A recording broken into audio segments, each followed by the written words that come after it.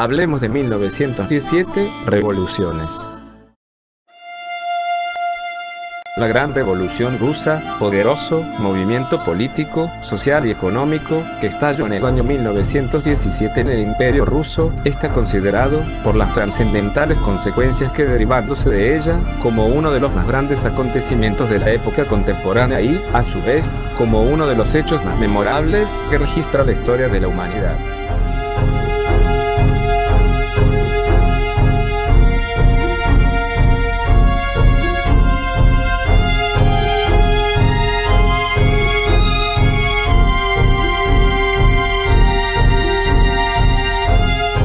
Esta revolución, que estuvo dirigida casi exclusivamente por obreros, campesinos y soldados, es decir, por el pueblo mismo, trajo como resultado el derrumbe de la dinastía despótica de los Andes, con Nicolás II su último soberano, lo que significó la abolición del sistema absolutista hasta entonces imperante, a la vez que originó también el establecimiento de un gobierno de carácter comunista, dirigido por un grupo de bolcheviques.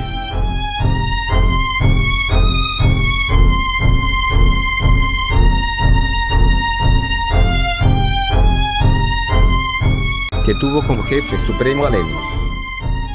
La confrontación dio pie al cambio de gobierno y permitió la entrada de políticos social-revolucionarios, entre los que destacaban los mencheviques, una minoría democrática seguidora del socialismo marxista ruso, liderada por Alexander Kerensky.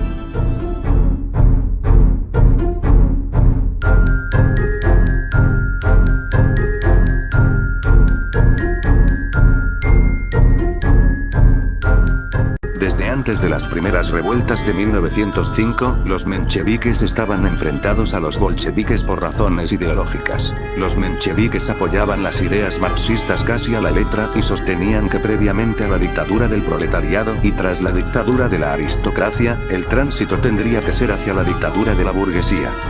Los bolcheviques no lo creían así y crearon una doctrina basándose en la ideología de Lenin, sosteniendo que con un esfuerzo de la voluntad social, se pueden acelerar los procesos de la historia y permitir el tránsito de una sociedad precapitalista a una sociedad socialista sin tener que detenerse en un estadio burgués. En octubre una nueva lucha tuvo lugar, pues mientras bolcheviques y mencheviques permanecían en discordia, los militares planeaban apoderarse del poder que detentaban estos últimos. Los bolcheviques ocuparon sitios estratégicos en Petrogrado y buscaron el apoyo de las bases trabajadoras de los soviets para detener las ambiciones de los jefes militares. Mientras tanto, el ejército disparaba contra el Palacio de Invierno, símbolo del régimen zarista y sede del provisional gobierno menchevique. Caído el efímero gobierno menchevique, Kerensky, su líder, partió rumbo al exilio mientras que los ministros de su gabinete eran detenidos y juzgados por traición.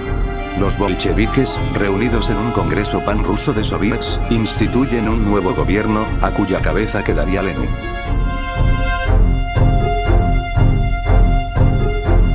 Los bolcheviques y los soviets se apoderaron, con mucha resistencia, de la gran mayoría de las ciudades rusas. Finalmente, el 8 de diciembre se llevaron a cabo las elecciones para elegir a la Asamblea Constituyente.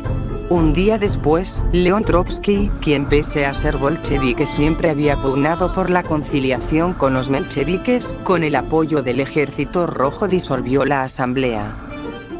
Simpatizantes del zarismo organizados como el Ejército Blanco se levantaron en armas y Rusia viviría por más de 3 años, una de sus más terribles guerras civiles.